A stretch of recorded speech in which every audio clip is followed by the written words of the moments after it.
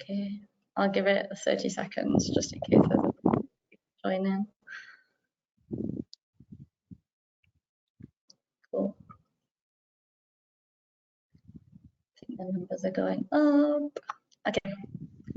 Hi, everybody. Welcome to the first episode in a series where I'll be delving into the environmental ESRSs. These sessions will be 30 minutes and running every Thursday throughout February. And today we'll be focusing on ESRS E1, climate change. I'm Rosanna and I'm the ESG Reporting Lead at SLR. I'm currently spending a lot of time thinking about CSRD. I'm joined today by Sarah. Sarah, can you quickly introduce yourself, please? Yes, hi everyone. I'm Sarah Keogh. I'm an Associate Director in the Environment and Climate Change team at SLR. So I focus a lot on things like emissions measurement, setting climate targets and achievement strategies, and helping companies align and implement the TCFD recommendations. I'm the lead expert for climate for CSRD. So it's great to be able to see how these areas are now feeding into the CSRD requirements, and we'll be getting onto that a bit later. Awesome. So we can just go to the next slide, please, Diana. Before we get started, just a bit of housekeeping. To avoid feedback, you've all been popped on mute, but do feel free to ask any questions in the chat box. I'm hoping that we'll have a little bit of time at the end for a Q&A. So on the next slide, for those of you who aren't familiar with us, we're SLR. We're a global sustainability consultancy with the full spectrum of services, from strategic through to technical advisory and implementation. And we drive this shift to sustainability through our 6 sustainability solutions outlined on the right. Our sustainability solutions can be mapped to the ESRSs to support you through your CSRD journey, whether it's waste and circularity, DE&I, responsible sourcing, or supply chain due diligence. So this month's series will be focusing on the E, but do expect to see a series on the S and G soon. These sustainability solutions are all underpinned by our technical disciplines. So from safety advisory to water and wastewater engineering, air quality, hydrology, and ecology. When it comes to implementation, our technical experts and our engineers will be there to put your plans into action. With this being the first webinar of the series, I just want to spend 5 minutes or so just bringing everybody up to speed on the basics. So the Corporate Sustainability Reporting Directive is pivotal in the execution of the EU's Green Deal. The kind of long and short of it is that if companies are being transparent and disclosing on their ESG related risks and opportunities and the strategies to manage these, then we'll expect to see capital directed towards sustainable solutions. The directive is being rolled out between 2024 or 2025 on 2024 data through to 2028 and will impact almost 50,000 companies directly, about 10,000 non-EU companies and 3,000 based in the US. Will also impact many more companies indirectly, as in-scope organizations will be beginning to collect data from non-in-scope companies within their value chain. Now, I imagine that most of you that have joined this webinar are probably familiar with the applicability criteria, or you probably wouldn't be here, but I wanted to flag that there's been a delegated directive to adjust the size of the criteria up by 25% to account for inflation. So turnover previously 40 mil and assets 20 mil, and the number of employees is unchanged. Now, France has been the first member state to implement the law, and you may have seen some headlines, but they're definitely taking a kind of big old stick approach to rolling this out. What is worth noting, however, is that companies should be aware of all the carrots of CSRD. The directive provides an excellent opportunity for really meaningful stakeholder engagement and to drive the sustainability agenda at all levels of your organization. So while on the surface, this may seem like a reporting exercise, we'd encourage you to also see it as a strategic opportunity. So to create strategies and build the corresponding case for resource allocation. CSRD is being mandated through the European Sustainability Reporting Standards, which currently comprise of 12 papers. I'm just going to talk through these very briefly. ESRS 1 serves as kind of like the rule book, so there's no disclosures associated with this. ESRS 2 is mandatory for all companies to disclose against. And then we move on to the topical standards. These are mandatory to disclose if you define the topic as material through your double materiality assessment. I'll be shorting double materiality assessment to DMA through the webinar. I also wanted to flag that in the last few days, there's been a couple of quite clickbaity headlines floating around suggesting that CSRD has been pushed back 2 years. I want to clarify that this is not the case. It's actually the sector agnostic, which you can see in grey on the slide, the sector agnostic and non-EU parent standards that have now officially been confirmed as being rolled out from 2026. But if you're disclosing in line with best practice, you should already be identifying sector and entity-specific impacts, risks, and opportunities anyway. So this delay will not impact when or what you're reporting. I also wanted to draw your attention to ESRS E1, which is the topical standard that we'll be discussing today, as this is one topic that if you define as immaterial, you will have to publicly explain how climate change is not material to your organisation. So good luck with that one. We won't be running a standalone webinar on pollution, as we see this sector within SLR as cross-cutting. So our experts will cover, for example, pollution of air in E1, pollution of water in E3, pollution of soil in E4 and E5, etc. Great. So we suggest a 4-step process to preparing for your CSRD disclosure, kicking off with your DMA before conducting a gap analysis on your material areas. Now, the chunk of work will actually then sit in the 3rd step, which is addressing those gaps before disclosing. If you're interested in learning more about the CSRD requirements in kind of top line, or how to conduct your double materiality assessment, or how to bake your DMA into your enterprise risk management process dynamically, then head over to our website where you can find a few webinars on these topics. On the next slide, please, Diana. What's crucial is that you have technical input throughout this process. So in this series, we'll be exploring a couple of areas where that technical input is important. We'll be touching on exploring technical IRO, that's impacts, risks, and opportunities. So technical IRO identification and scoring, including how we're supporting companies in scenario analysis.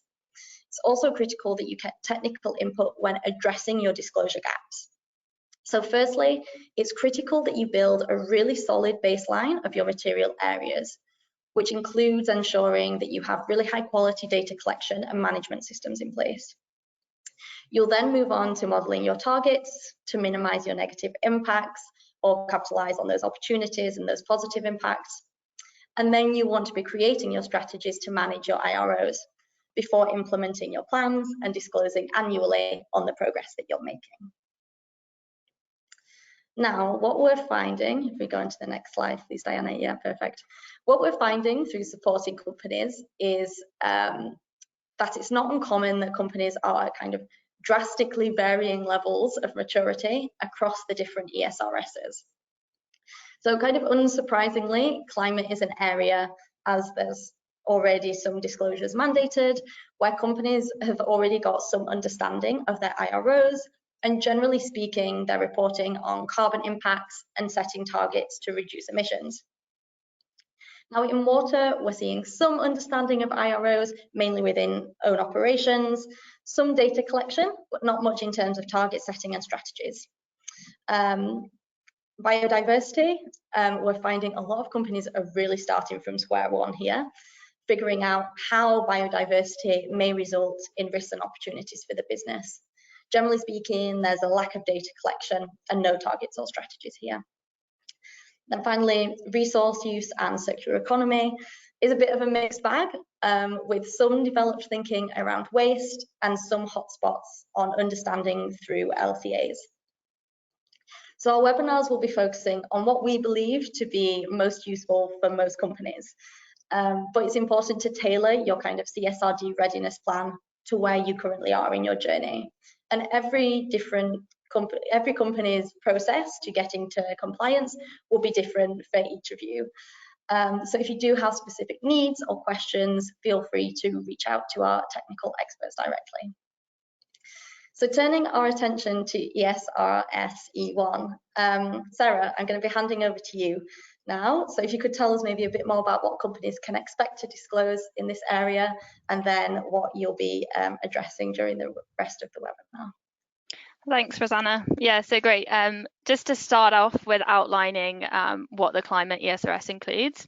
So at a high level, we have the governance, ensuring responsibilities and accountability is defined across the entity. Moving into strategy, so looking at the effect of climate on strategic planning, and there's a focus drawn out here on alignment to the low carbon transition through having a transition plan. The IRO management section, focusing on identifying, assessing and managing the material IROs that have been identified through the double materiality process. And then lastly on metrics and targets, so this piece thinking about the relevant metrics to manage IROs, including scope 1 to 3 emissions, as well as bringing in internal carbon price application and the use of that within organisations, and the financial effects from climate IROs as well. So today we don't have that much time together, so we've just picked up on a couple areas where we're seeing a lot of questions come up, and I'm going to be trying to provide a bit of flavour of what the CSRD requirements are, or kind of what the next steps to do to progress here will be. This is aimed at companies which perhaps already have begun identifying and assessing climate risks and opportunities. So if we're a couple steps ahead from where you are, then please just feel free to reach out to us afterwards. So on the next slide, I'll be starting with the impact, risk and opportunity, IRO, identification and scoring. So as already mentioned, you need to be able to undertake an assessment of all IROs relevant to the business and score them to identify which are material. And this will then be informing your disclosure requirements for CSRD. In addition to the double materiality scoring outcomes, if you identify any climate IROs as material, you will also need to include a climate scenario analysis in the results of that as part of your disclosure. So I'm expecting that many of you may have already undertaken a detailed climate risk and opportunity assessment, including that climate scenario analysis. So on the next slide, I'll be thinking about how we can use this as a springboard when it comes to CSRD and the required disclosure elements. So on the next slide, I'll start by just talking a bit about the scoring criteria that we use to assess climate risks as part of a qualitative climate scenario analysis. And it may be that you use a similar set of criteria or some sort of variance, but just as an indication. So it's common to look at likelihood and magnitude as factors in that risk scoring. And I'm just focusing on the risk side here, but let's not forget about the opportunity or impacts that are required through CSRD. In our approach, we also incorporate vulnerability, aligning with papers from the IPCC that introduce this factor to be able to account for some of the nuances of climate issues. And vulnerability is made up of the following factors: exposure, which is binary, just whether or not you'll be affected by the hazard and risk that's been identified; sensitivity, the degree to which you will be affected; and adaptive capacity, so the ability to respond to that hazard and identified impact. And so the function of these, alongside likelihood and magnitude, provide the overall risk score. And we find in that process, and this is something that you would do across all IRO assessments, but engaging with key stakeholders across the business really helps to understand the potential impacts in the context of your operations and value chain, so that it's not just kind of generalized and bog standard that you would see across any company, really making it specific. In our process, we then also reference climate scenario databases. So for example, looking at different climate indicators like carbon price or commodity price to be able to reduce the subjectivity and help to educate and understand how the identified risk will manifest over time and under uncertain futures. So typically when we do this with clients, we'll be looking across 2 to 3 different climate scenarios and short to long time horizon. And that's to meet the recommendations that have come from the TCFD, which to date has really driven climate financial disclosures. But really the intention of this quite deep and detailed assessment is to be able to gain a comparative assessment of climate issues to understand their relative significance, and then to prioritise where further action is required. That often then snowballs on as part of the risk management piece to think about how that integrates into wider risk processes. But to date, that's kind of really been the focus of doing that assessment.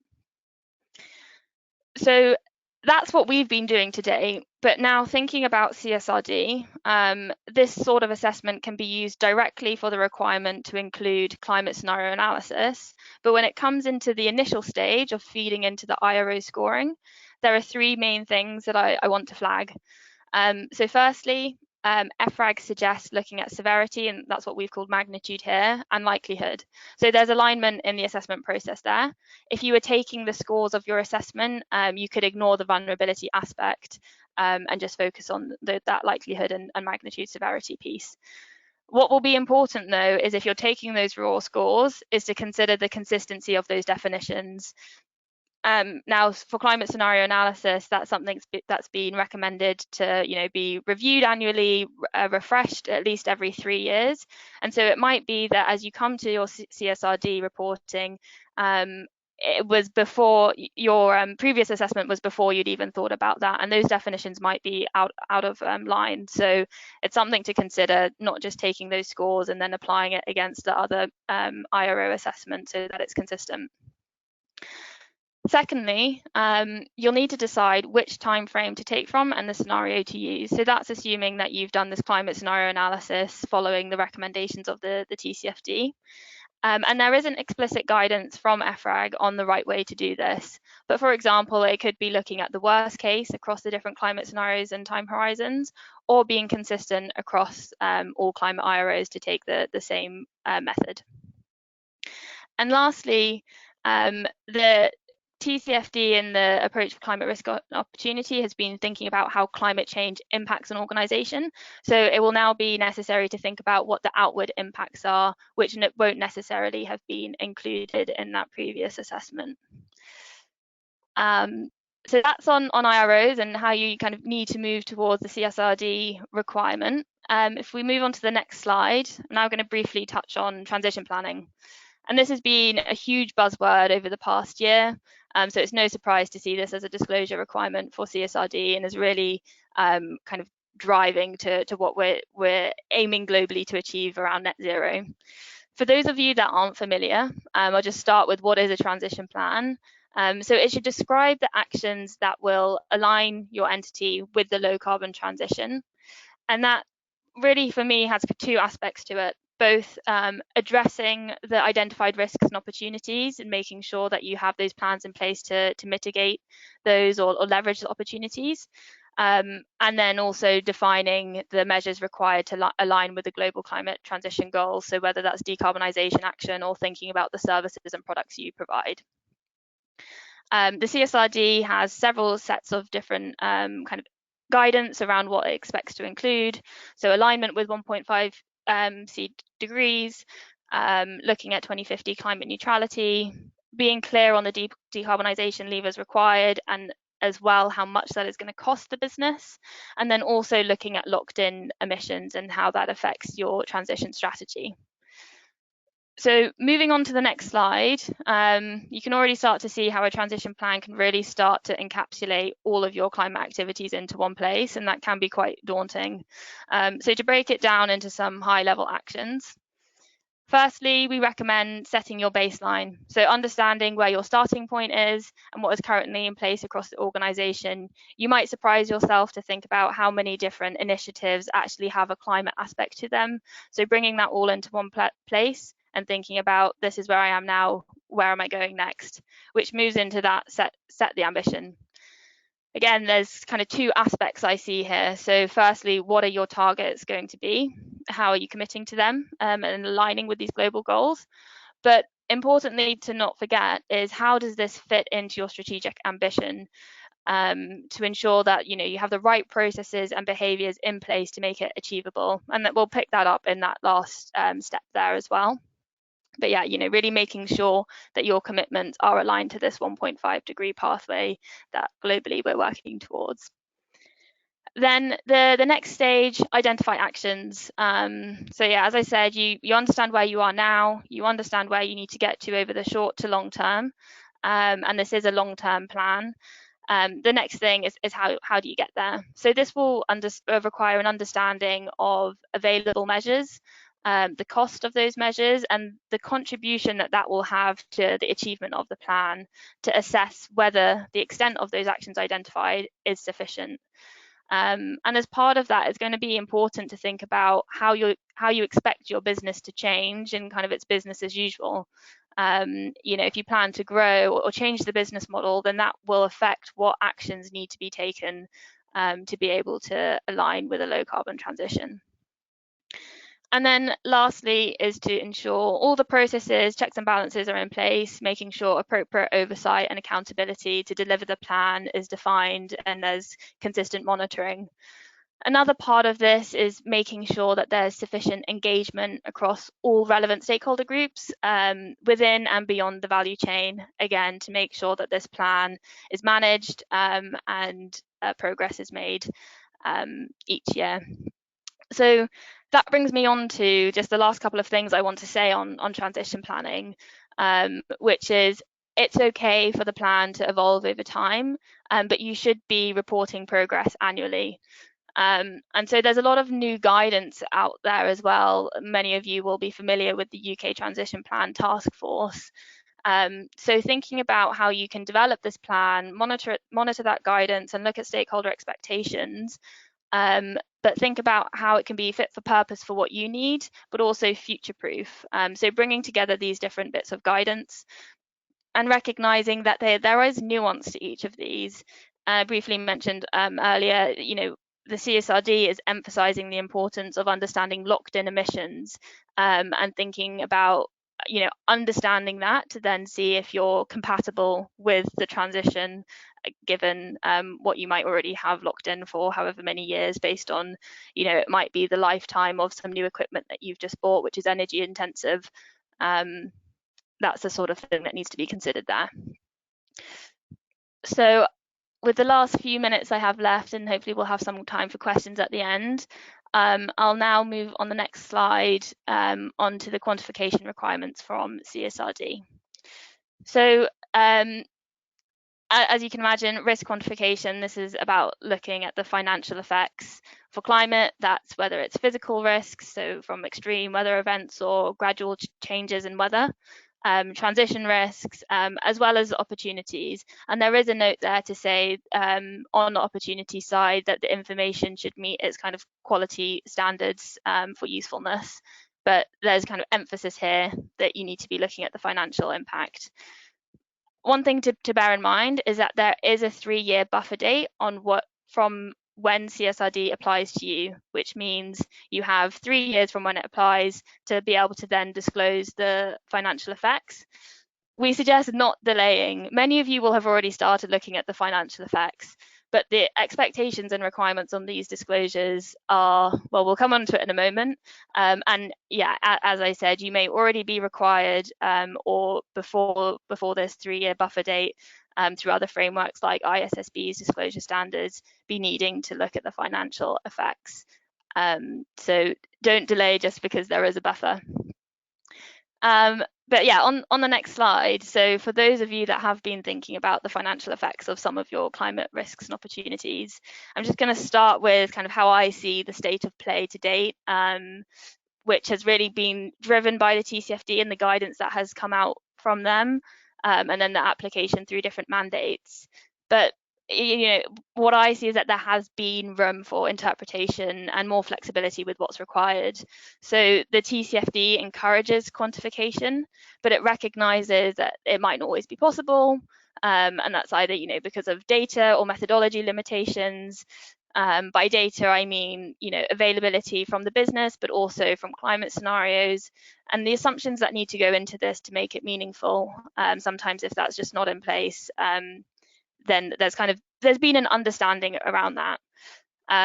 It also provides some recommendations on metrics to use to be able to report the impact, and it discusses different ways that climate can affect financial performance and position, but it hasn't been explicit. So with many of our clients, we take an initial look looking at the qualitative climate scenario analysis, using that to inform which set of risks and opportunities should be at the top of the list that aim to quantify. But we then conduct a feasibility review to consider those different points around data and methodologies, what the link is to financial impact, to then inform how we move on from that. So that's how it's been to date, and that's still after several years since the FCA mandated climate financial disclosures for listed companies. There's still quite a mix in what companies are disclosing around financial impact. Now, as we look at some of the requirements from CSRD, entities will be required to assess all material climate IROs. It has also defined the metrics to include both absolute and proportional indicators of exposure. It requires you to describe the financial effects before and after mitigating and adaptation actions. So that's kind of like looking at the inherent and then the residual risk from climate kind of management responses. And on the transition side, it's very explicit in looking at things like carrying value, liabilities, and revenues. And this is, for some of you, this is where you need to make sure that your finance teams are involved with this. This is directly affecting things within your financial statements and should be brought along in this process, and also looking at the results. So it's likely that you will have a good starting point if you have already started quantification, but as you can see from these new requirements that the CSRD has listed, you will most likely need to expand the list of issues that have been quantified and review the analysis to ensure that it's prepared in a way that is consistent with the CSRD requirements. And that you're ready for the disclosure. So that's great if you've gone to all the hard work to be able to do the quantification, but are you ready to be putting that number in an annual report? Are the right people engaged in the process? Have you gone through the data and the assumptions made so that you're ready for the public disclosure? And that brings me to the end of kind of a whistle-stop tour on some of the CSRD requirements. And so I'll just pass over to Rosanna to see if we've had any questions come through in the meantime. Yeah, we don't have too long for questions. There's a pretty straightforward one that we got beforehand asking who we should be engaging internally throughout this process. I can start, Sarah, and then you could add on. Mm-hmm. What we're finding is actually that is that the teams that we're working with closely at the moment is shifting from pure kind of sustainability leads to much broader team of experts within the company. So we're thinking about working more closely with risk. This is important because we want to align our scoring methodology as much as possible with how companies currently think about risk internally. We also want ideally to be baking the kind of sustainability double materiality assessment into the annual risk process as much as possible. It's also crucial to be bringing technical leads along the journey.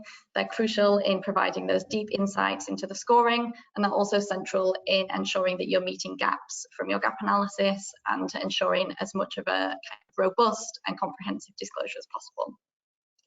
And also senior stakeholders are key. They need to be brought along the journey to ensure buy-in early on.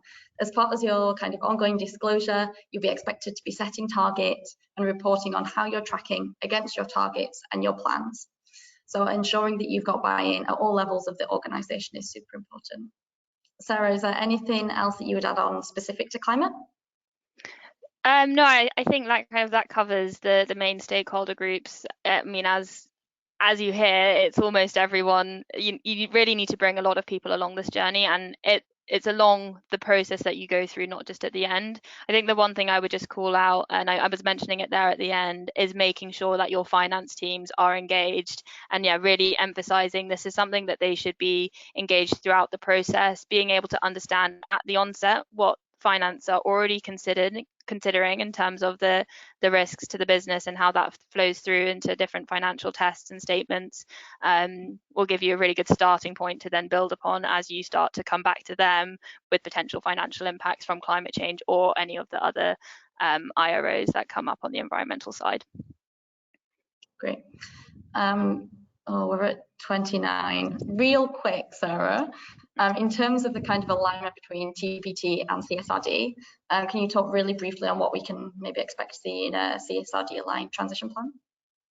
Yeah, I mean, yeah, again, as I was saying, I think we have kind of recommended guidance documents which we'll yet to see whether they'll be mandated, but the CSRD is being explicit in some of those requirements. So bearing in mind what the broader picture of guidance looks like and what stakeholders are expecting will be really important, so that you have an effective and future-proof transition plan. In terms of what a good transition plan looks like, and we've just hit half past, but they're only just emerging.